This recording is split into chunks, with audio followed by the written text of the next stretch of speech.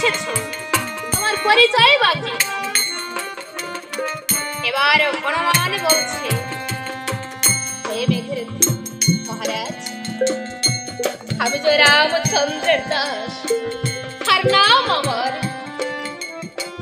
আমার পবন পুত্র হনুমান।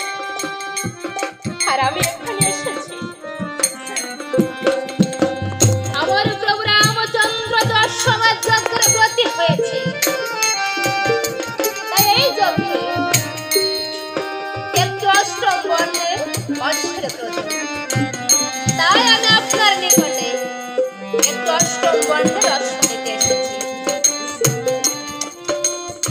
যেই না হনুমান আমার প্রভুর কথা বলেছে, এবার মেঘরাজ বলছে, হনুমান তুমি আমার প্রভুর কারণে এখানে এসেছো। ও হনুমান, ওই দেখো আমার অশ্বশালা কত শত অশ্ব পড়ে আছে, তুমি ওখান থেকে তোমার মনের মতো একটা অশ্ব তুমি নিয়ে যাও।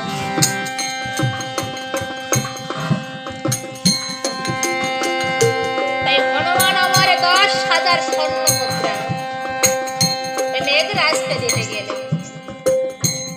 তখন মেঘরাজ বলছে, হনুমান এতদিন ধরে এই অশ্বটা তোরা প্রতিপালন করে আসছিস, এগুলো তাদের তুমি এগুলো তাদেরকে দিয়ে দিও। তাই হনুমান আমার অশ্ব ছাড়াই দিয়ে চারিদিকে অশ্ব খুঁজে বেড়াচ্ছে। যেমন সবাই দেখে যে এক কোণে একটু অষ্টম বর্ণের অশ্ব দাঁড়িয়ে আছে,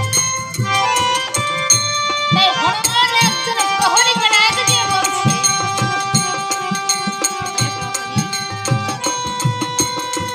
এই অশ্বটিকে তুমি আমাকে দাও, আরে 10,000 স্বর্ণ মুদ্রা। এবারে প্রহরী স্বর্ণ মুদ্রা এখনো রেখে অশ্বটিকে হনুমানকে দিয়ে দিয়েছে। এবার হনুমান মনে মনে ভাবছে আর বলছে, তাই তো, এই অশ্ব আমি কেমন করে নিয়ে যাবো? এটা আমার প্রভু রামচন্দ্রের যজ্ঞের অশ্ব, এই অশ্ব আমি কেমন ভাবে নিয়ে যাব? তাই হনুমান আমার অশ্বটিকে মাথায় করে নিয়ে